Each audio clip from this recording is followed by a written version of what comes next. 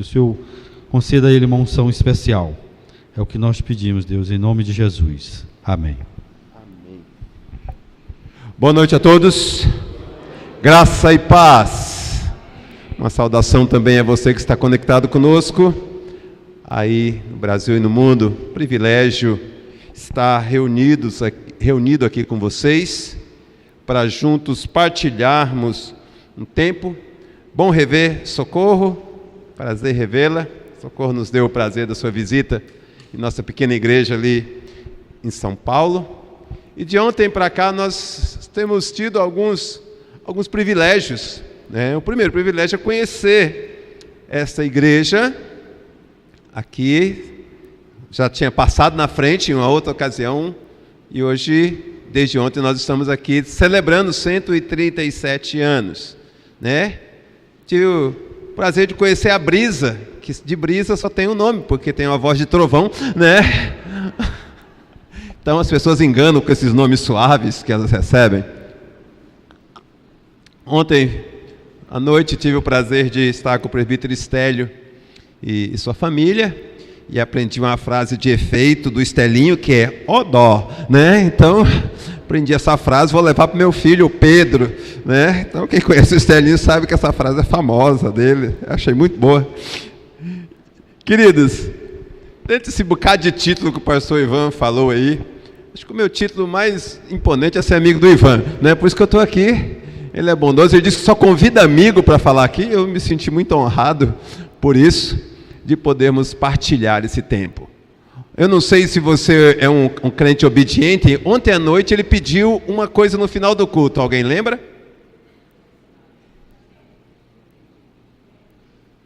Rapaz, nós estamos parecendo a voz do Brasil. Fala, ninguém presta atenção, não é verdade? Bom, eu desconfio que ele pediu que você lesse Gênesis 39 e 40. Muito bem. Você quem estava conectado conosco, ou você que estava aqui, leia Gênesis 39 e 40 para estar afiado na hora da pregação. Então você vai trabalhar comigo o capítulo 39. Eu não consigo chegar ao 40, mas amanhã de manhã eu falarei sobre o Gênesis 40. Tá ok? Então já fique na sua memória. Eu não vou ler o texto todo, mas eu quero convidar você a ir comigo para Gênesis 50. Depois nós voltamos para o 40. Gênesis 50, no verso de número 20. Gênesis 50, 20. Mesmo assentados, eu quero convidar você a uma leitura juntos.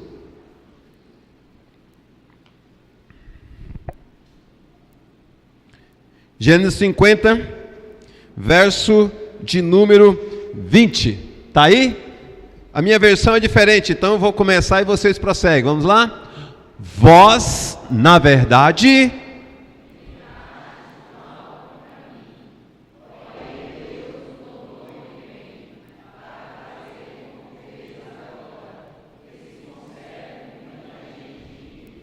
amém. Obrigado, Senhor, pela sua palavra. Aplique a sua verdade aos nossos corações, e convém que, de fato, eu não só diminua, mas que eu desapareça, para que a única voz que possa ser ouvida seja a voz do Senhor em nossos corações. Dá-nos uma plena direção e dá-nos a tua graça. No nome santo, nome maravilhoso de Jesus, que vive e reina eternamente. Amém. Queridos, quando nós ouvimos essa última canção, né? Tua bondade és fiel em todo tempo tu és tão bom, né? Ou cantamos, tua bondade me seguirá. Certamente essa canção podia ser a trilha sonora de José, sem dúvida alguma. Se fôssemos botar uma trilha sonora para José, poderia ser essa. Por quê? Porque José de fato vai provar absolutamente de toda essa bondade de Deus ao longo da sua vida e ao longo da sua história. Você que está conosco, conectado pela primeira vez, ou você que não pôde estar ontem conosco, eu não tenho como repetir o que eu falei ontem, então está no YouTube. Você pode parar depois, ouvir, para que você se situe melhor. Mas o nosso personagem é José. José é aquele personagem maravilhoso. Já teve desenho animado sobre ele, já teve filme, já teve série da Record, né? Aquela coisa toda. E virou febre, a galera gostava de assistir José. Não sei quantos assistiram aqui, né? Eu não costumo assistir porque depois que eu fiquei mais velho eu perdi paciência com televisão, então eu não tenho muita paciência. Mas o pessoal gostou e tinha aquela coisa toda. José não é só um cara conhecido por nós de igreja. José é um estudo de caso no mundo dos negócios, inclusive.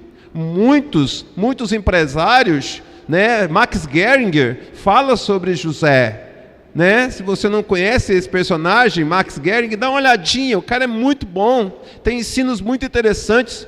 Ele é usado por coaches, escrito livros sobre ele, peças de teatro, enfim, José não é um personagem que você fala assim, José passou desapercebido na Bíblia, tudo, menos desapercebido.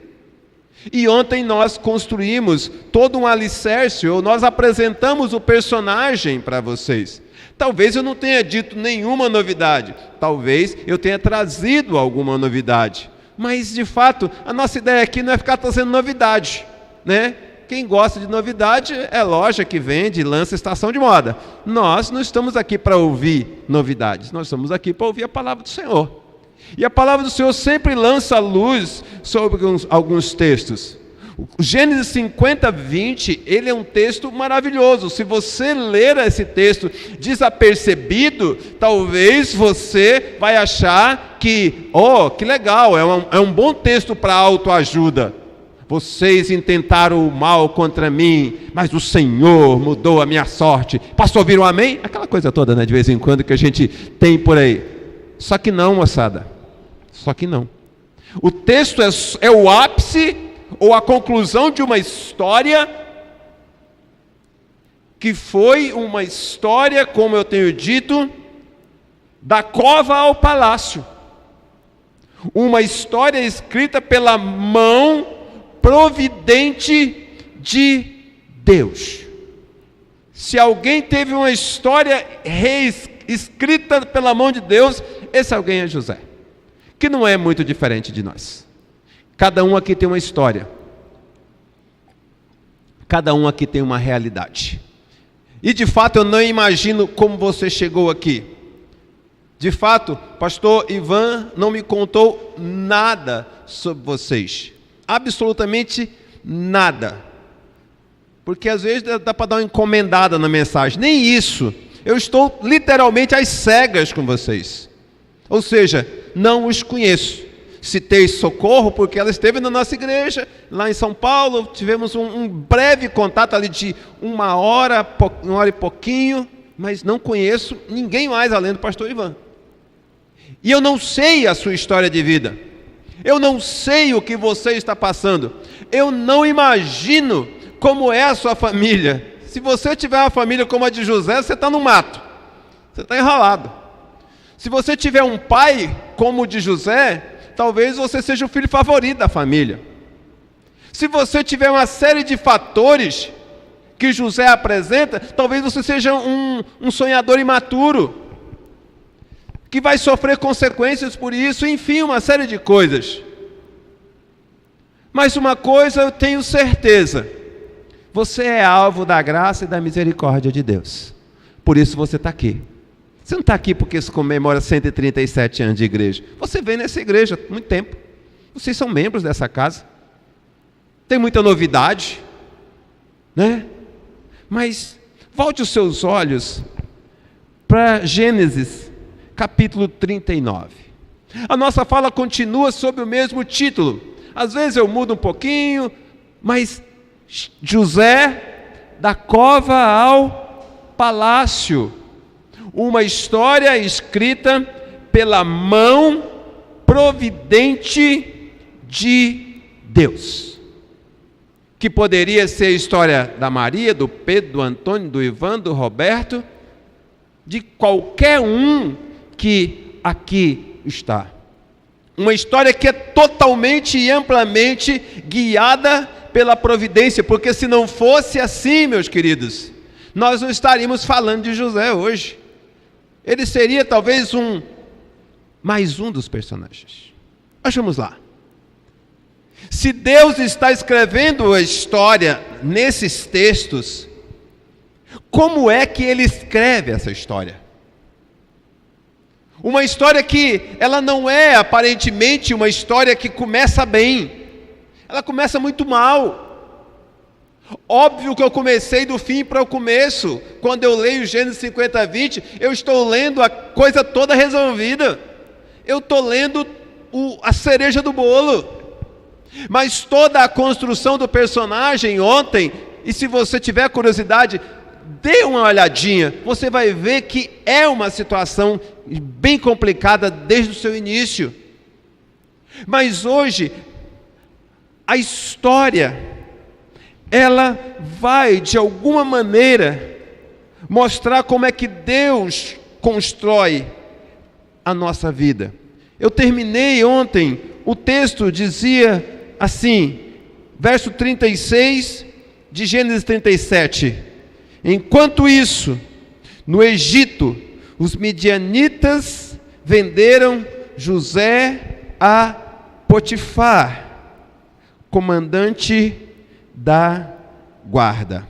E a última lição que nós trouxemos ontem é que José estava sendo alvo da providência secreta de Deus. E que a providência secreta de Deus começa a se revelar mesmo em meio a momentos trágicos em nossas histórias.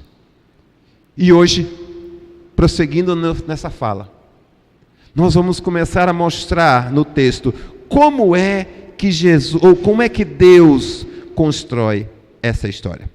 Olha versos 1 e 2. José foi levado ao Egito, e Potifar, oficial de Faraó, comandante da guarda egípcio, comprou-o dos ismaelitas que tinham levado para lá. O Senhor era com José, que veio a ser homem próspero, e estava na casa do seu senhor egípcio. Quando você olha para esse texto, quando você lê esse texto, imagine um menino de 17 anos com dinheiro. Ontem eu conheci Samuel. Samuel, cadê você, meu filho? Isso, Samuel está ali. Samuel diz que tem 17 anos. Imagine Samuel com muito dinheiro. Pense, negócio bom, Samuel. Né? É verdade. Ia pagar os boletos do pai e da mãe, aquela beleza que todo pai espera, né? Não é sério, isso é bom, presbítero. Mas imagine um menino que é vendido, e de repente, o texto vai dizer que ele é comprado. Ele não é comprado por uma pessoa qualquer, ele não é comprado como para ser um escravo de roça, ele é comprado por um oficial de Faraó. Não era um homem comum, não era um homem simples, mas o texto diz que logo de cara o Senhor era com José. Se o Senhor era com José, ele veio a ser quê? Ele veio a ser um homem próspero. Ainda que tenha possa passar, não, pastor, acho que não é tão cedo. Ainda que José tivesse 20 anos, era muito cedo para a prosperidade chegar, mesmo depois ele ser escravo. Ele não deixou de ser escravo. Isso é que é interessante.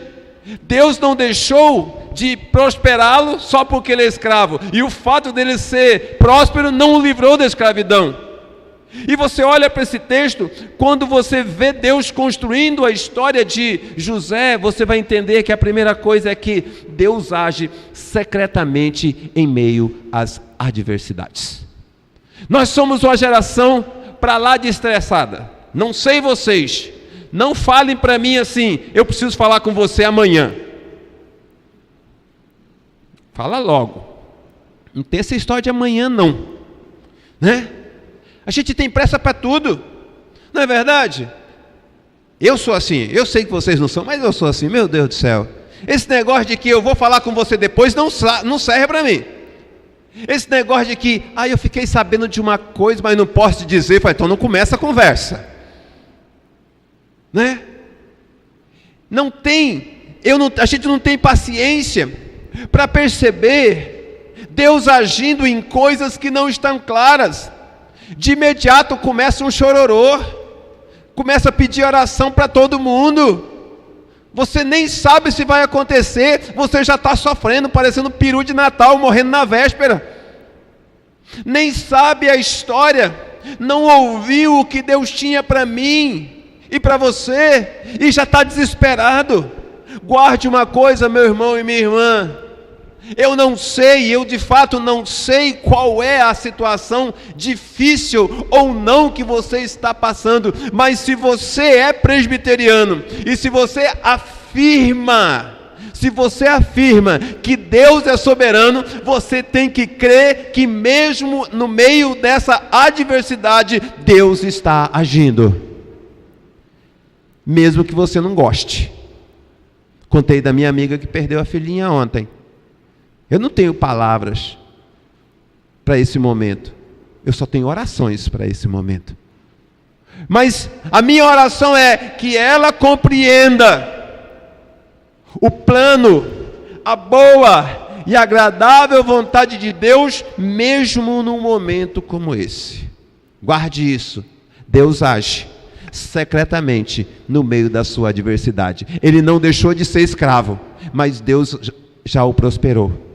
E não é porque Deus o prosperou que ele deixou de ser escravo. As duas coisas estão acontecendo simultaneamente. O texto vai prosseguir. E o verso 3 e o verso 4 diz assim: vendo Potifar que o Senhor era com ele, que tudo que ele fazia o Senhor prosperava em suas mãos, logrou José mercê perante ele, a quem servia, e ele o pôs por mordomo de sua casa, e lhe passou às mãos tudo o que tinha. Isso aqui é maravilhoso. Ele está lá, ele é escravo.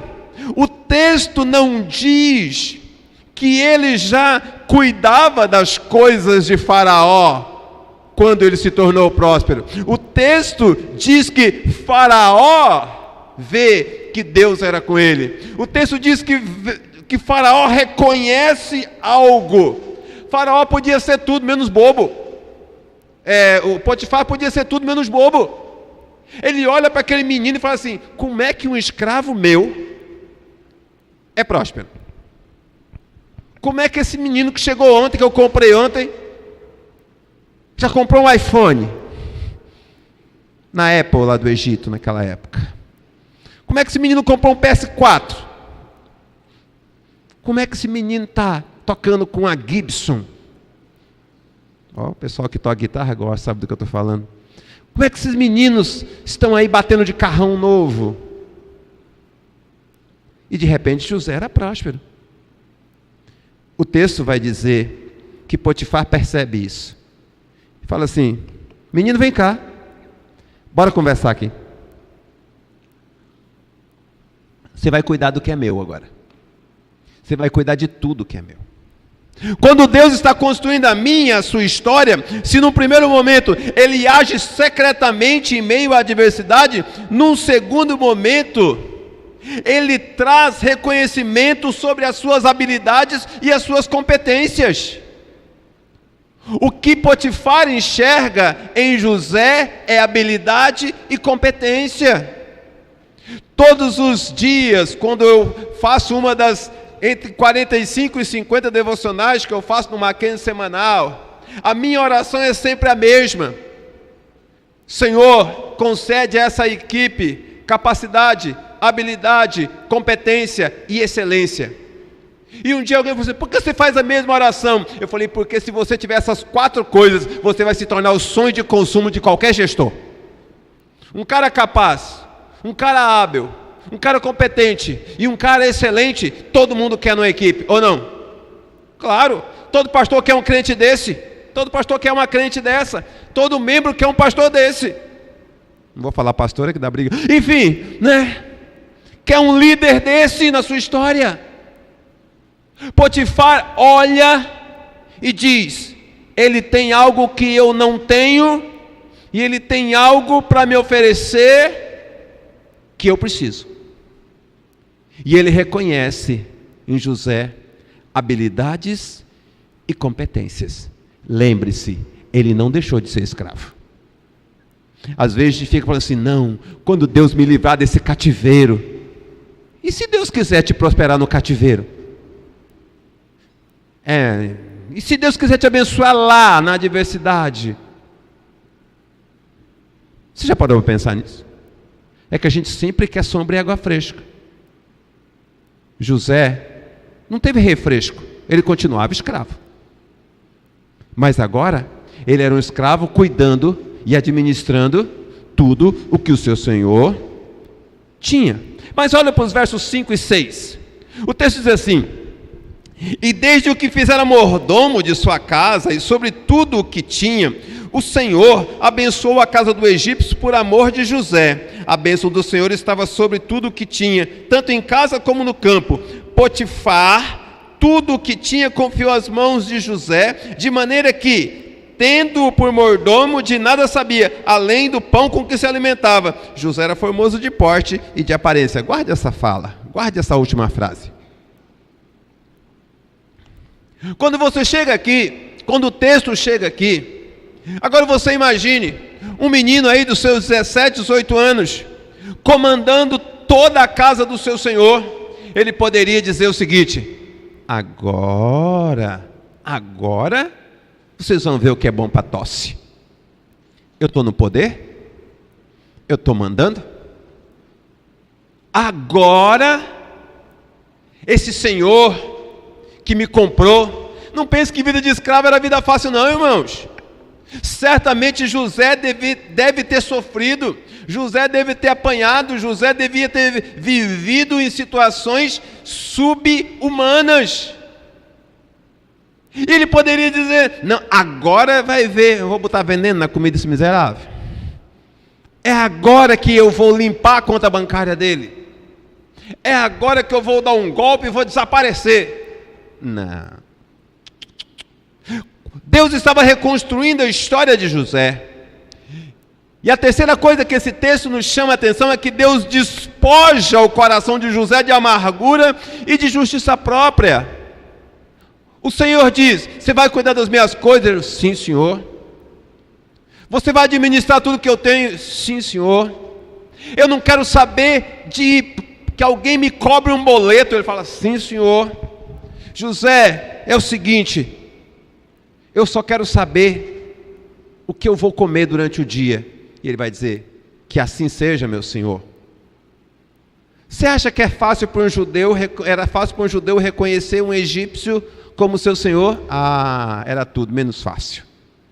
A cultura dele já não permitia isso. Mas eu gosto da fala que diz que ele não sabia de nada além da comida que ele comia. A competência de José era tamanha. Deus estava reescrevendo a história dele de uma maneira e estava dotando José de uma capacidade sobre-humana no campo da administração, que aquele homem já não sabia mais o que tinha. Certamente, se você é um homem ou uma mulher de negócios, você gostaria de ter alguém desse na sua empresa. Pois Potifar comprou um pacote de banana e tinha lá. Mas o texto vai dizer: o Senhor abençoou o egípcio por amor a José. Mas José continuou escravo, continuou próspero, continuou prosperando aquele homem, mas continuou escravo. Melhorou um cadinho? Certamente, mas continuou escravo.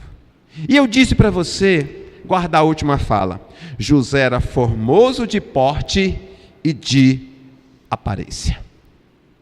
A próxima coisa que emerge nesse texto, nós vamos caminhar do verso 7 até os versos 20, é que Deus constrói a sua história, meu irmão, minha irmã, permitindo que a sua integridade seja provada. Porque não tem como forjar um homem de caráter, não tem como forjar uma mulher de caráter, se não expuser esses homens e essas mulheres à prova. Não há sombra e água fresca quando Deus está forjando a sua história. Se ele está escrevendo uma história, essa história tem que ser perfeita. E é a melhor história. Mas ele não vai deixar que a sua integridade não seja provada. E no que é que a integridade de José é provada? Primeiro, por meio do sexo.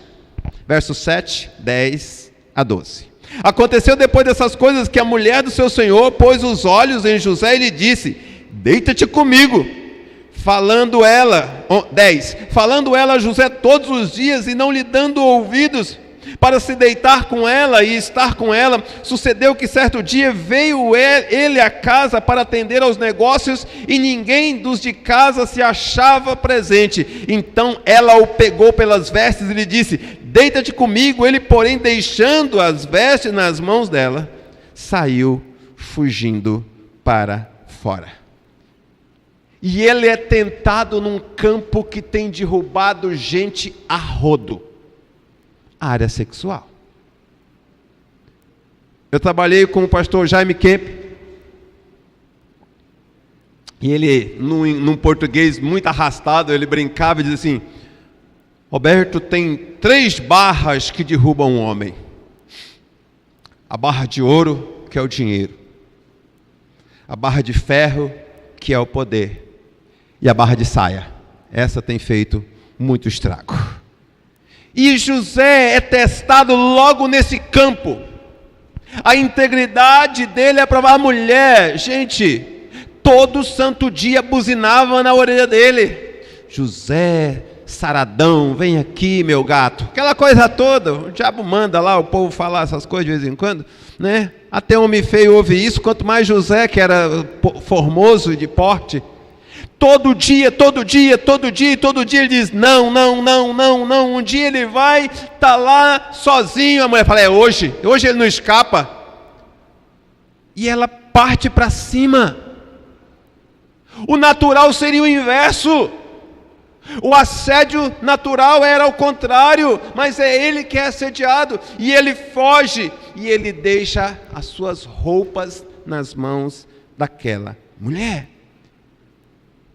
Então ele é tentado nesse primeiro campo. A integridade dele é provada nesse campo sexual. Mas, olha o verso 8. Ele, porém, recusou e disse à mulher do seu senhor: tem-me por mordomo o meu senhor, e não sabe o que há em casa, pois tudo o que tem me passou ele às minhas mãos. Agora, José é provado num outro campo, que é do dinheiro e que é o do poder. Ele tinha tudo nas mãos. Ele poderia dizer: vou ficar com a mulher do cabra e ainda vou levar o dinheiro, vou limpar a conta dele. Quando ele acordar, ele é um homem pobre, ele é um lascado. Não. Quando Deus está construindo a sua história, quando Deus está escrevendo essa história como Ele está escrevendo a de José, Ele vai permitir que eu e você sejamos tentados. Ou você nunca recebeu uma proposta nesse modelo? Ou você nunca foi convidado a fazer vista grossa?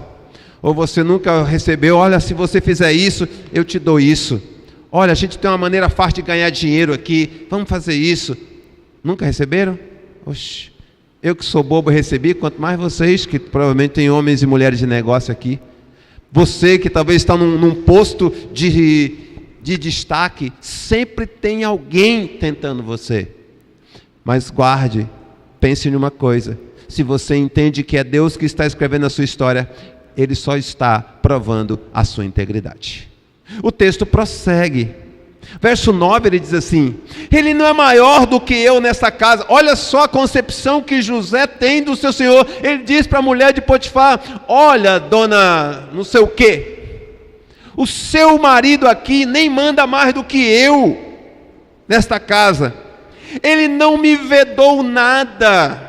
Eu posso fazer qualquer coisa. Olha, minha senhora, eu posso pegar e ter todas as criadas, eu posso fazer um harém pessoal aqui, mas a única coisa que ele me vedou é você. Eu não posso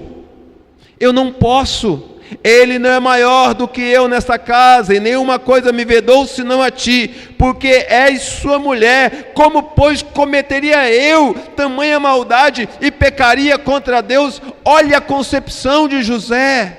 José não acha que ele estaria pecando contra Potifar somente. José não usa nenhum outro subterfúgio, nenhuma outra desculpa. José claramente diz: o meu pecado não seria contra Potifar, o meu pecado seria contra o meu Deus. E no que é que Deus está testando a integridade de José?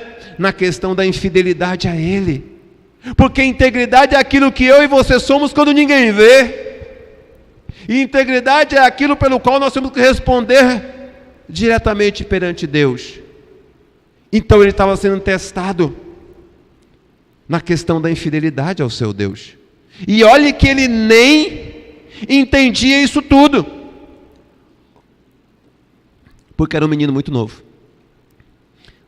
Olhe para o verso 13 até o 18.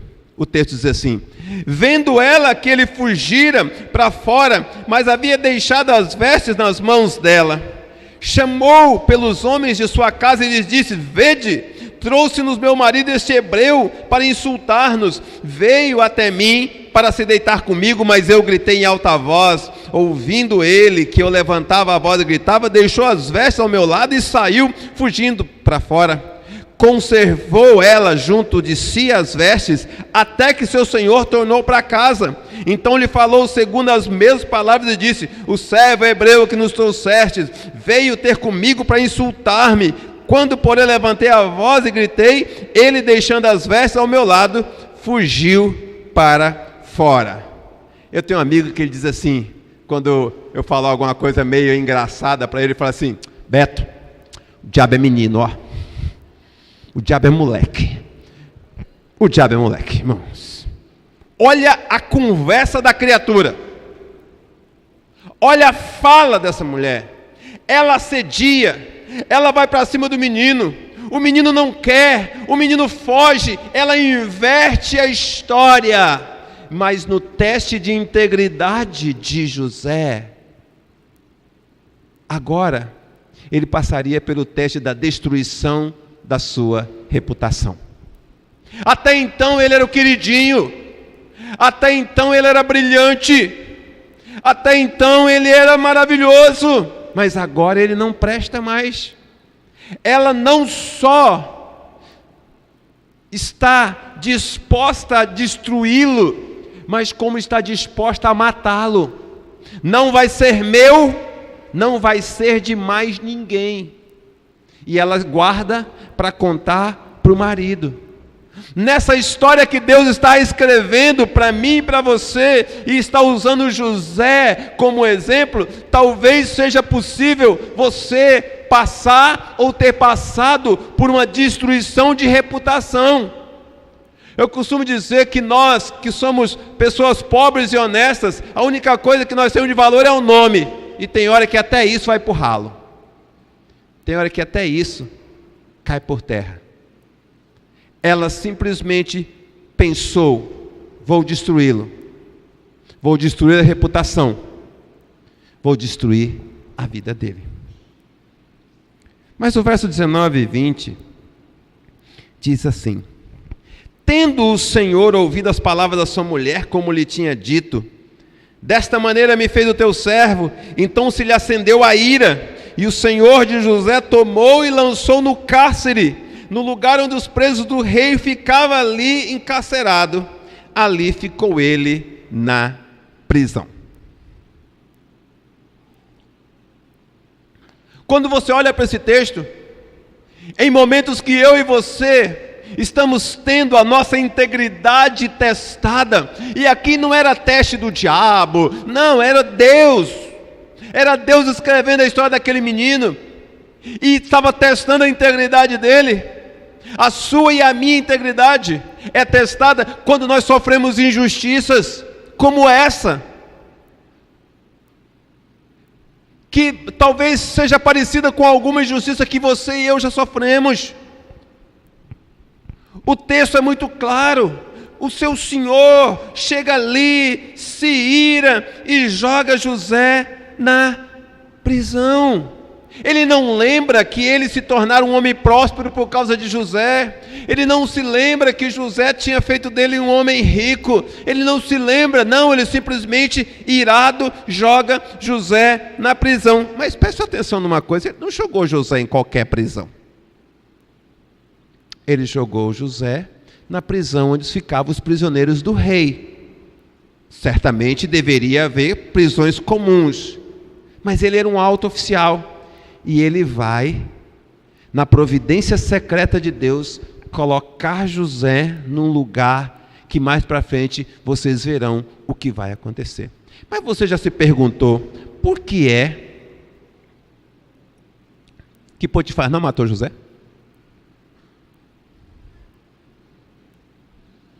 Ah, porque Deus não deixou. Não, essa parte a gente já sabe. Deus não deixou, não tenha dúvidas. Porque, queridos, não tinha outra coisa para fazer a não ser matar José. A cultura egípcia não perdoava isso. Eu tenho uma teoria. Ele não matou José porque ele conhecia a mulher que ele tinha na casa dele. E fidelidade também não era o forte daquela época.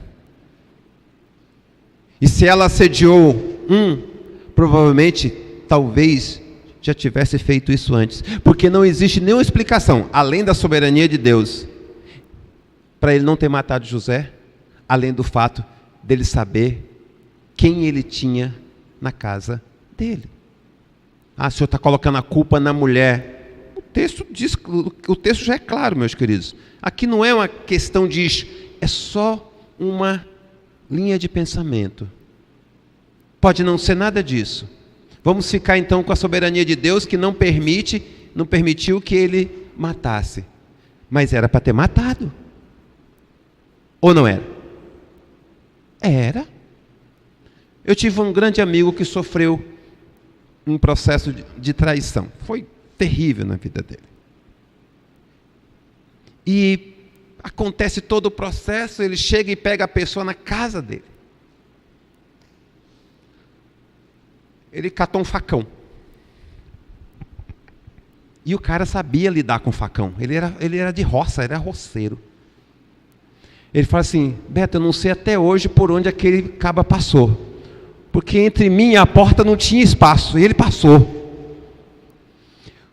Quando ele pulou o muro da minha casa, ele caiu no pé da polícia.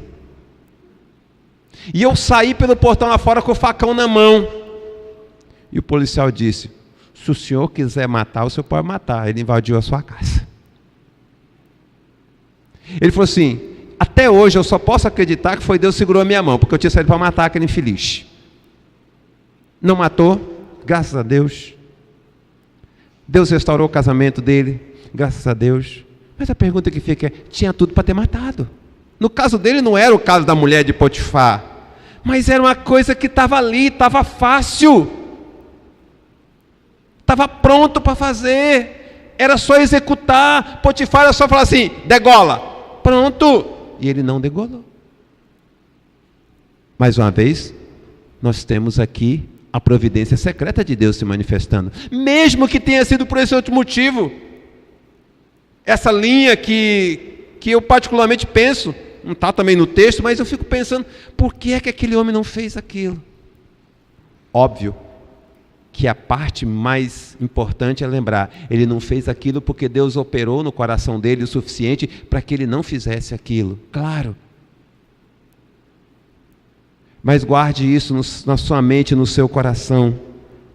Deus, quando está escrevendo a sua história, Ele vai permitir que a sua integridade seja provada. Às vezes eu chego, pessoas, pastor, eu sou uma pessoa íntegra. Eu falo, sim, e daí?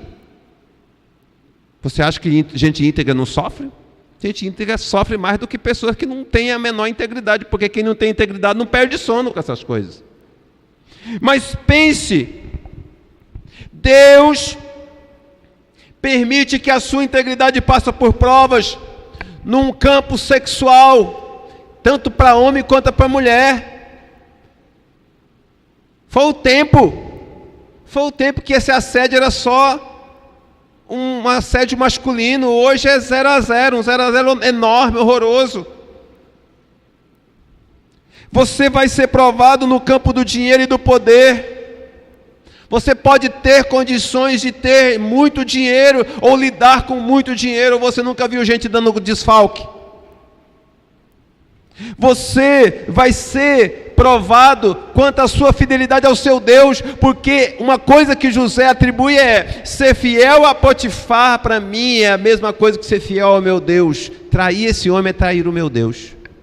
José vai dizer, o texto vai dizer que a sua reputação vai para o lixo, pode ir para o lixo dentro desse processo de prova.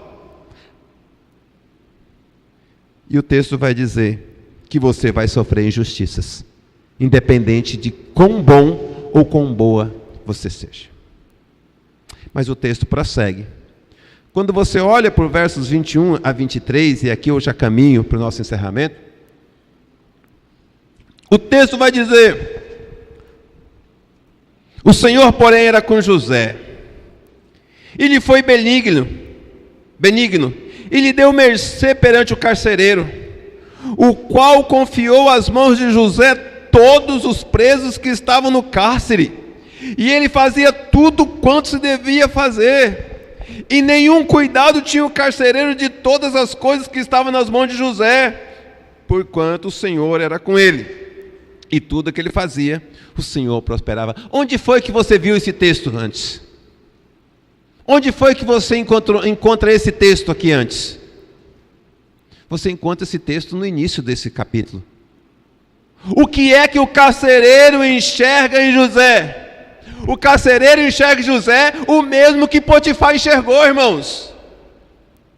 Capacidade, habilidade, competência, excelência. O carcereiro dá uma olhada e diz: eu vou perder essa mão de obra grátis? De jeito nenhum. Guarde isso. Quando Deus escreve a sua história, Ele reafirma o favor dele para você. Você lembra que o texto diz que o Senhor prosperava Potifar por causa de José? É só você voltar alguns versículos atrás. Lembra disso? O Senhor prosperava o carcereiro por causa de José. Você lembra que Potifar não sabia nem o que tinha mais em casa?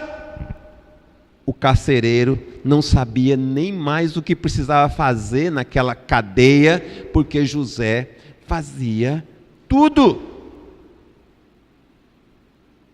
Você lembra que Potifar só se preocupava com o que ia comer? O carcereiro, era a única preocupação dele, era essa. Observe uma coisa: na providência secreta de Deus, Deus faz o carcereiro enxergar em José o mesmo que Potifar enxergou. A lição clara nesse texto, meus queridos irmãos e irmãs, sabe qual é? O lugar onde você está não define quem você é. Seja na casa do subchefe de Faraó, ou seja na cadeia. O que de fato define quem você é a ação soberana e deliberada de Deus sobre as suas vidas. É isso que define quem você é. Você é aquilo que Deus diz que você é, nem mais e nem menos. Eu não acredito em maldição hereditária. Eu não acredito nessa baboseiraiada que o pessoal fala por aí. Mas eu também não acredito em crente que fica dando ouvido para esse tipo de gente. Porque se você tem que ouvir alguma coisa, e se você tem que ouvir alguma pessoa, essa é alguém, essa pessoa é o seu Deus. Porque a gente vem aqui e canta: és fiel em todo tempo, em todo tempo tu és tão bom. Desculpa cantar isso na sua frente, minha filha. Mas chega na segunda-feira, está arrancando os cabelos. Não é o meu caso, obviamente. Mas aqueles que os têm, desanda a reclamar, desanda a murmurar. Oh, meus queridos, ou você crê, ou você não crê que Deus está escrevendo a sua história. Aí você pode também atacar de Fernandinho: uma nova história Deus tem para mim. Fica à vontade, canta o que você quiser.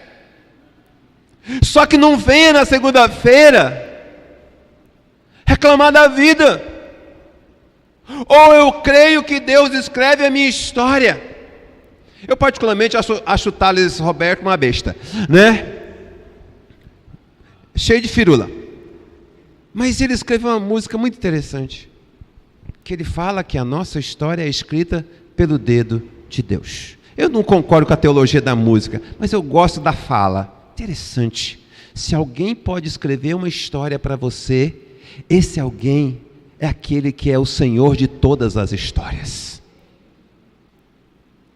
Por isso, nessa noite, queridos e queridas, a nossa fala continua sendo José, da cova ao palácio. Agora, se você observar, olhando a história de onde nós estamos, você fala assim: olha, Deus está traçando um mapa aqui, né, pastor? Vai falar para José que estava no perrengue, vai? Calma, José, vai dar tudo certo. Profetiza aí, declare. Ele vai falar: José, fala sério, eu estou em cana, você vai falar um negócio desse para mim? Não, Deus está cuidando, Deus tem o melhor para você. É sério mesmo? Tem certeza? José estava no meio do processo, tá? José estava vivendo Deus estava construindo a história. É que nem reforma com você dentro da casa. Já viu que horror que é? Mulher adora reforma com dentro de casa. É poeira para tudo quanto é lado, é um desespero. Reformar uma casa, alugando um apartamento e mudando para lá é uma coisa, mas reformar a casa com você dentro é outra história. Deus estava escrevendo a história de José com ele dentro. Ele não estava fora da história. Ele estava escrevendo a história dele para nos ensinar hoje, tá, gente? Ele estava escrevendo a história de José para te lembrar que Deus age secretamente no meio da adversidade. Deus estava escrevendo a história de José para dizer que no meio da adversidade Deus traz à luz a sua capacidade, a sua habilidade, a sua competência e a sua excelência diante de olhos que não são olhos que naturalmente te enxergariam. Deus escreve a sua história despojando o seu coração de amargura e de justiça própria, para que você, quando chegar ao poder, não saia se vingando de todo mundo. Deus escreve a sua história permitindo que a sua e a minha integridade sejam provadas através do sexo, através do dinheiro e do poder, quanto à sua fidelidade a Ele, da destruição da sua reputação e das injustiças que você sofre. Deus escreve a sua história reafirmando para você e para mim o favor dele todos os dias, fazendo com que as pessoas enxerguem a mesma coisa, pessoas te digam a mesma coisa, pessoas reconheçam a mesma capacidade, a mesma habilidade, a mesma competência e a mesma excelência que você tinha em outros lugares, porque você continua sendo a mesma pessoa.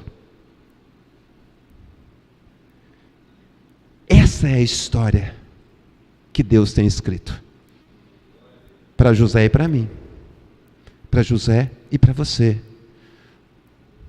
Mas umas perguntas interessantes que esse texto pode suscitar para nós. O que fazer? Não adianta eu simplesmente falar e o que fazer? Ou seja, o que deveria você e eu fazermos idealmente? O que você e eu deveríamos fazer, que esse texto diz? Quando você lê Gênesis 39, o que é que eu e você deveríamos fazer a partir da palavra? Porque não pode ser a partir do que você acha, não pode ser a partir do que você pensa. A única regra de fé e prática é a palavra. José não tinha isso naquele momento. José estava no meio da história. A história dele estava sendo escrita, mas hoje nós já temos a história escrita para nós. Está aqui o roteiro. O que é que você vai fazer? Você pode fazer tudo, pode não fazer nada, não é verdade? Pode ser mais uma pregação. Mas a segunda pergunta que eu faço é: o que é que você e eu não conseguimos fazer? Se o ideal é fazer alguma coisa com o que o texto me ensina, o real tem a ver com coisas que nós não conseguimos fazer. Quando você lê esse texto, o que é que você não consegue fazer? Você pode dizer: pastor, eu não consigo confiar. Eu não consigo crer que Deus está agindo no meio disso. Eu não consigo crer que Deus está deixando passar por essa adversidade. Eu não consigo crer que Deus está deixando passar por esse perrengue todo. Eu não consigo crer. Isso, às vezes, é o real. Mas, o que só Cristo pode fazer por você, isso é a surpresa dele para você. O que só Ele pode fazer, quando você olha para esse texto, o que só Jesus pode fazer por você, meu irmão e minha irmã. E por fim, qual decisão de mudança você toma depois do que Jesus fez por você, a partir desse texto? Porque Ele está escrevendo uma história, a sua e a minha história. Então são 4 perguntas: o que fazer? O que não conseguimos fazer? O que só Cristo pode fazer? E qual é a decisão? Qual é a decisão que eu tomo depois do que Jesus fez por mim? Pastor, o senhor não vai falar? Eu? Não. Leia o texto. E você precisa responder essas 4 perguntas. Ah, pastor, eu esqueci. Pergunta não, preocupa não, passa o pastor Ivan, ele joga nos grupos da igreja, deve ter uns 300, toda igreja tem um bocado de grupo, né? E você tente responder a partir do texto essas perguntas, porque de fato é isso que vai ser a comida que vai te alimentar durante esse processo que Deus está escrevendo essa história para você. Pastor Ivan, eu queria pedir licença e pedir para o pessoal tocar a última música de novo, pode ser? Tua bondade? Tinha pedido outra? Pode repetir essa, por favor? Deixa eu dizer por que eu estou pedindo para tocar essa música. Eu brinquei que poderia ser a trilha sonora de José. Pode ser a trilha sonora de José. Como eu não conheço o costume da igreja, enquanto essa música é tocada, executada, pode vir, pessoal, pode vir. Enquanto essa canção é executada, se você se identifica, ou se você se identificou com essa fala dessa noite, a partir do texto, e você entende que precisa de oração para compreender o processo pelo qual você está inserido, se você entender que você precisa de oração sobre o que fazer, se você entende que você precisa de oração para fazer o que você não consegue fazer, se você entende que precisa de oração para ver o que Cristo está fazendo por você, se você precisa de oração para tomar decisões de mudança, a começar por entregar a sua vida para Jesus, ou tomar uma decisão séria acerca da sua vida de fé e vida de discipulado de Cristo, se você precisa de fato de uma mudança, se você se identifica, à medida que o grupo estiver executando essa canção, fica em pé aí no seu lugar. Não tem nada místico não, você só se identifica. E se eu não quiser ficar em pé, eu nem vou saber se você está precisando de alguma coisa. Mas se há essa necessidade, enquanto a canção é executada, aí no seu lugar. Não fique em pé porque a pessoa que está do seu lado ficou em pé, porque a sua mãe ficou em pé, porque o seu pai ficou em pé. Não fica em pé porque ninguém ficou em pé. Só fique em pé se você entender que precisa dessa intervenção em todas essas áreas. E se você entender que você é um José na vida, que Deus está escrevendo uma história, e você não está entendendo tudo, mas precisa dessa intervenção do Senhor. Os demais, feche os olhos, ore. E a partir do seu entendimento, se coloque ou não em pé. Te amo, Deus, tua graça nunca falha. Todos os dias eu estou em tuas mãos, desde quando eu me levanto até o meu deitar, eu cantarei da bondade de Deus.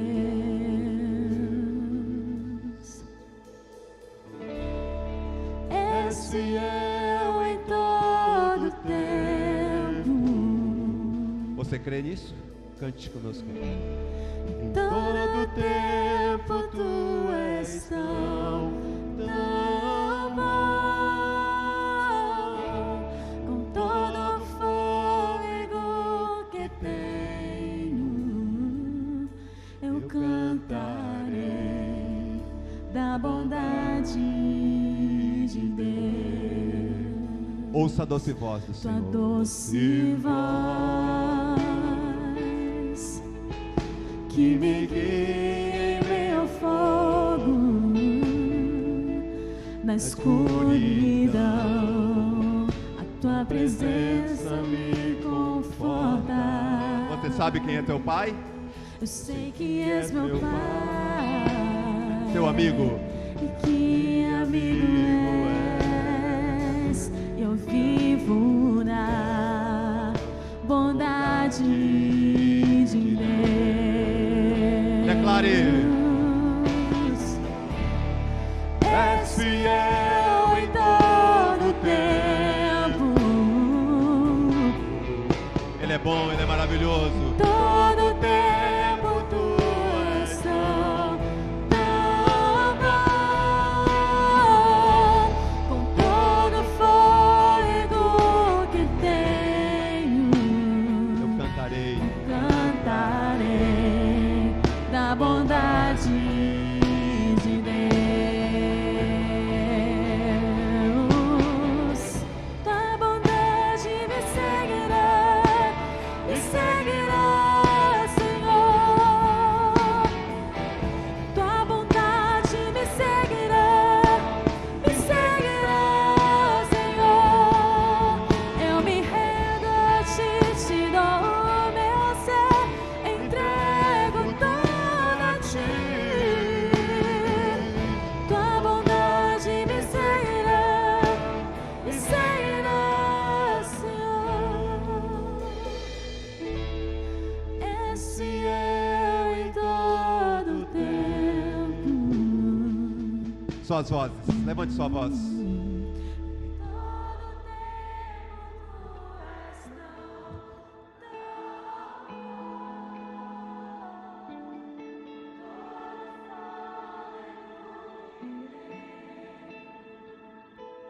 eu cantarei na bondade de Deus.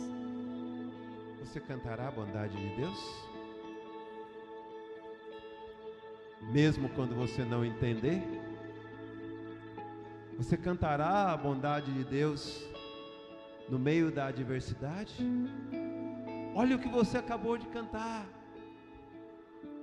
Você declarou que o seu Deus é fiel em todo tempo. E que Ele é bom ainda que deixe você passar por adversidades. Ele é bom ainda que esteja construindo uma história. Ele é bom ainda que esteja doendo. Ele é bom. Que a canção não seja só algo que agrade o seu coração, mas que seja uma profissão de fé. Ó Senhor, Tu és bom, ainda que como José eu seja injustiçado. Ó Senhor, Tu és bom, ainda que a minha reputação vá para o lixo. Ó Senhor, Tu és bom ainda que tudo dê errado, mas eu sei que a Tua bondade me seguirá. A tua bondade me guiará.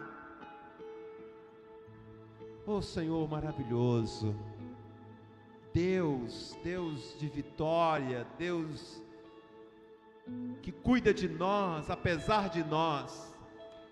Deus que escreve uma história maravilhosa, apesar de não entendermos, como José não entendeu, que vai entender lá na frente, quando diz: vós intentastes mal contra mim, mas Deus tornou o mal em bem, para que vidas sejam conservadas, para que vidas sejam salvas. Oh Deus maravilhoso, cada pessoa que está conectada conosco em qualquer parte do Brasil ou do mundo, que porventura vão assistir essa fala depois, que nós possamos declarar essa verdade, de que o Senhor é o Deus que escreve histórias, o Senhor é o Deus que reconstrói histórias, o Senhor é o Deus que transforma histórias. O Senhor é soberano sobre tudo e sobre todos. Tu és o Deus que nos tirará da cova. Tu és o Deus que nos levará ao palácio.